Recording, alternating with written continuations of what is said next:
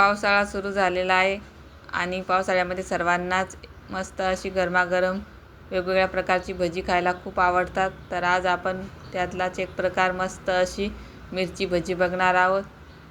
तर बघू शकता मस्त मिरच्या बनून तयार झालेल्या आहेत. अतिशय सॉफ्ट आणि एकदम टुम्म फुगलेल्या आहेत. कशा बनवलेल्या आहेत माझ्या पद्धतीने. चला तर सुरू करू रेसिपी आवडल्यास तर एक लाईक करा. शिवाय नमस्तुभ्यं मैत्रिणींनो, मी अंजलीच रेसिपी चॅनलमध्ये तुम्हा सर्वांचे मनापासून खूप खूप स्वागत करते.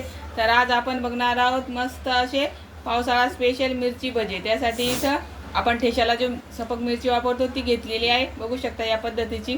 आता आपण मिरच्या कट करून घेऊ. तर या पद्धतीने मिरचीला मधातून चाकूने कट करून घ्यायचं.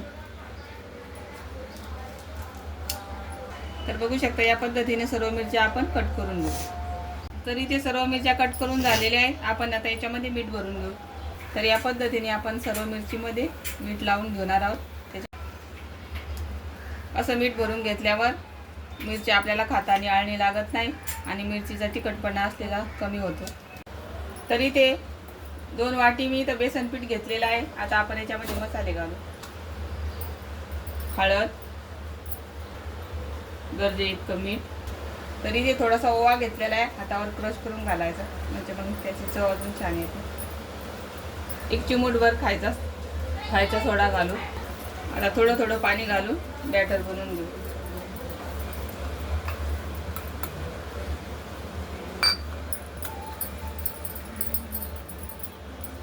तर इथे आपलं हे बॅटर तयार झालेलं आहे. आपण थोडं याला हाताने फेटून घेऊ म्हणजे मग ते पीठ थोडं हलकं होते आणि भजी एकदम सॉफ्ट बनतात.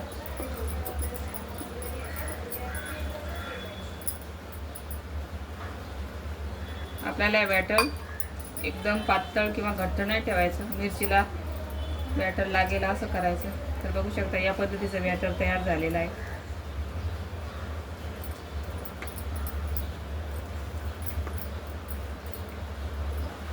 तरी ते आपलं तेल गरम झालेलं आहे. आता आपण मिरची भजी तळून घेऊ. बॅटर एकदा परत फेटून घेतलंय. आता मिरचीच्या देठाला पकडायचं आणि याच्या बेसनामध्ये व्यवस्थित बुडवून घ्यायचं. बघू शकता. तर या पद्धतीने आपण 2-3 भजी सोडून घेऊ.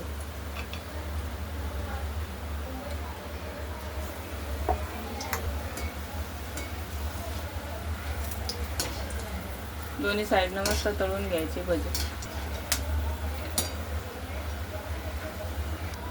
तर मस्त आलट पलट करून दोन्ही साईडनं गोल्डन कलर येईपर्यंत भजी तळून घ्यायचे. आता पूर्ण तेल निथरून काढू. आता उरलेल्या मिरच्या पण आपण या पद्धतीने तळून घेऊ.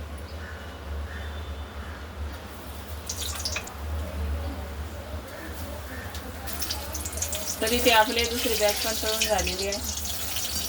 बघू शकता मस्त गोल्डन कलर तळल्या गेलेली आहे ती भजी.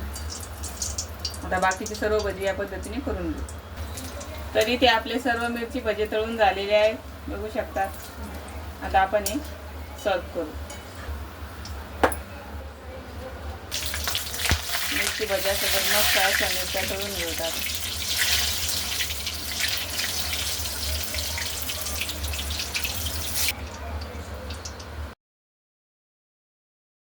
तरी ते आपले सर्व मिरची भजी तळून झालेले आहेत. बघू शकतात किती मस्त टम्म फुगलेल्या आहेत मिरच्या. तर बघू शकता मस्त सारण भरल्या गेलेलं आहे मिरचीवर. तर कशी वाटली मिरची भज्याची रेसिपी नक्की कमेंटमध्ये सांगा. आवडली असेल तर लाईक, शेअर, सबस्क्राईब करा. धन्यवाद.